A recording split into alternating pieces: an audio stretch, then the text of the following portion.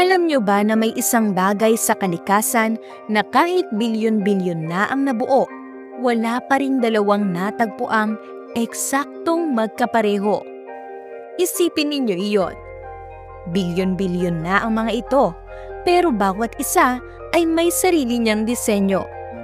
When we take a closer look, makikita natin ang isang kamangha-manghang detalye ng nilikha ng Diyos. Ito ay ang mga snowflakes. No two designs alike. Ang pagbuo ng isang snowflake ay madalas nagsisimula sa isang napakaliit na particle ng alikabok o pollen na lumulutang sa hangin.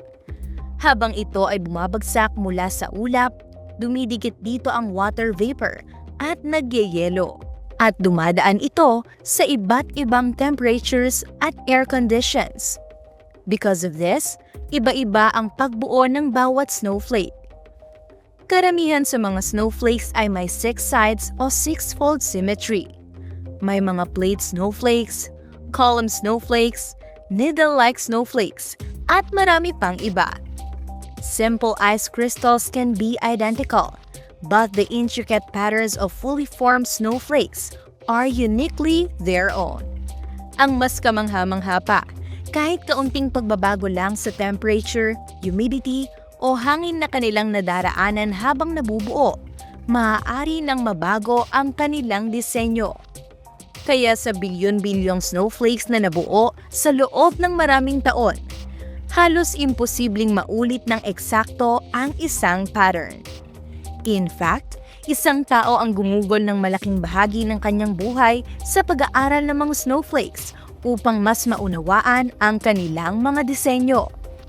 Noong 1885, isang magsasaka na nagngangalang Wilson Bentley ang nakakuha ng kauna-unahang litrato ng isang snowflake gamit ang microscope at kamera. Sa buong buhay niya, nakakuha siya ng higit 5,000 larawan ng mga snowflakes at wala siyang nakitang dalawang eksaktong magkapareho.